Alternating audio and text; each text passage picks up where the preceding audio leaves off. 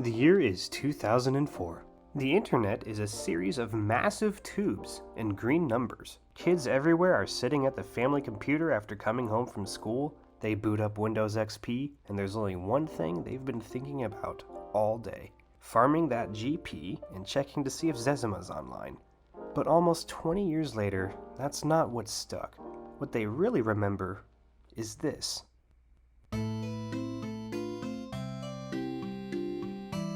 Ian Taylor composed over 500 of these. By 2017, RuneScape's OST grew to over 1,200 songs. Good music that literally shaped the childhoods of numerous people who can attest on their own that this is a big part of what made the game so memorable. So what does this have to do with Genshin Impact? While it holds a respectable place in video game history, and its music is celebrated worldwide, RuneScape is just a small piece in this long road leading to things like Genshin Impact.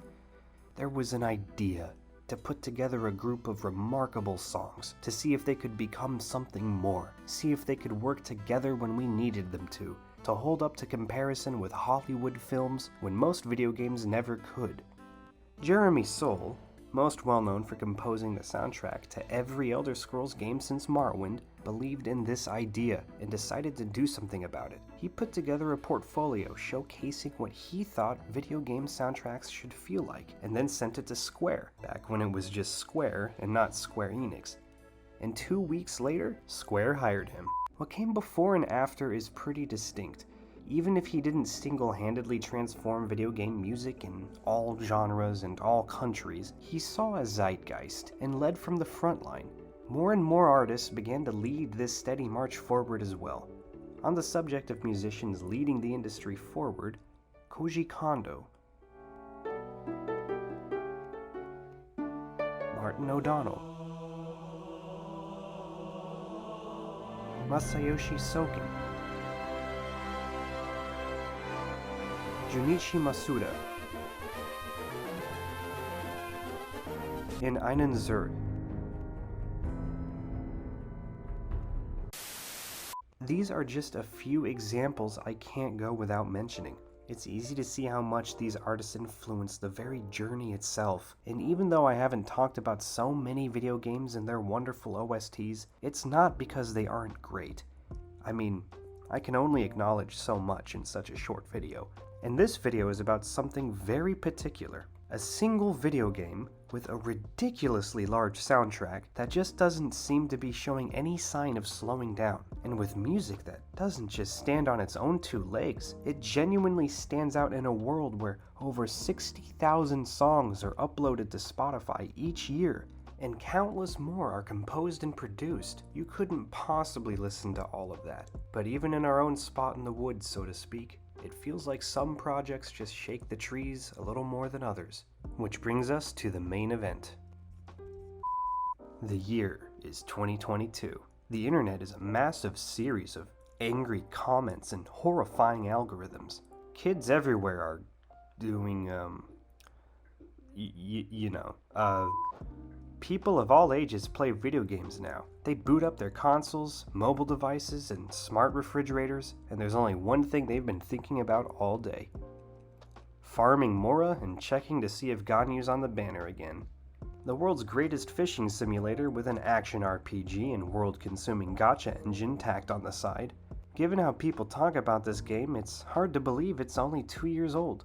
Even harder to believe than that is someone broke a PS4 on live TV over this game. But at the same time, nobody could have possibly known just how big this game was going to become. And circling all the way back to RuneScape, it has something really amazing in common with Genshin Impact. A composer who single-handedly cranked out music like it's not, really hard to make songs. Both of those games have a prodigious volume of genuinely exceptional music, and each region is unique. And while I don't want to give these guys all the credit, because both of them ended up with teams to work with and slowly kind of hand off more of it over time, I'd still like to recognize brilliance when I see it. A few reasons why Yu-Peng Chen's work is so impressive. Genshin Impact is his first major accomplishment in video game scoring. His only other project at the time was Moonlight Blade, which he worked on from 2015 to 2019.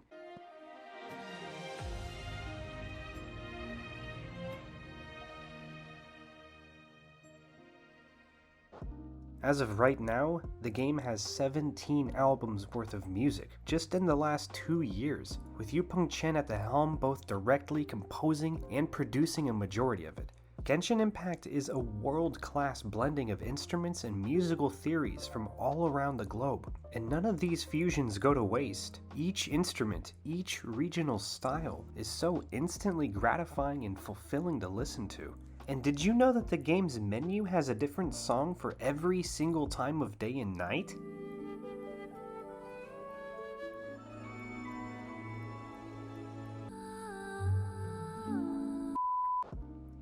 Not only did Yu-Peng Chen compose the intro title to the game, he did more than 4 different versions of it. Nobody asks anybody to do stuff like that, but he put it in the world anyway. In this game, you run the gambit of pleasant leitmotifs stylized like they belong in the Romantic era, cadences with classic Japanese techniques and modern electronic flares,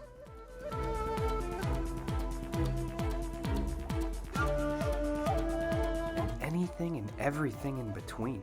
The more you tap into the nooks and crannies of the world of Genshin Impact, the more you begin to realize that Yu-Peng Chen is in a league of his own. When he was a sapling musician, he studied at the Shenzhen Art School and the Shanghai Conservatory of Music, and now he takes everyone to school when we hear his music. Jeremy Soule had a dream that film-quality soundtracks could exist in video games and command the same amount of emotional depth and artistic beauty. It's been done with Genshin Impact, and the only shame is that people could turn their nose up to some of the best musical works in the last 40 years because they're paid for by a video game development studio. Let alone the fact that video games themselves are handcrafted, interactive simulations that literally push the boundaries of processing and rendering technology on a regular basis, and are no small part in keeping Moore's Law relevant even to this day. Without video games, there are so many advancements in hardware and user interface that wouldn't have happened, and to that end, there are so many beautiful songs that would have never existed. So all of that said, the real difference between RuneScape and Genshin Impact is, RuneScape was near the beginning of music's journey as a garden universe, all on its own, in lockstep with the video game it belonged to. It's closer than we recall to the beginning of music as a serious feature in video games in general, and Genshin Impact is at the present day of that journey, at least where we stand right now. It's a culmination of decades in the making, and it's nothing short of a magnum opus. I'm glad Yu-Peng Chen found his way onto the project and blessed it with his musical vision, and I'm glad he's not even close to being finished. I hope we can take a step back from all of this and have a moment of appreciation for some of the really great things video games have given us, particularly for their music, because without that, a game would just sound like this. And not like this.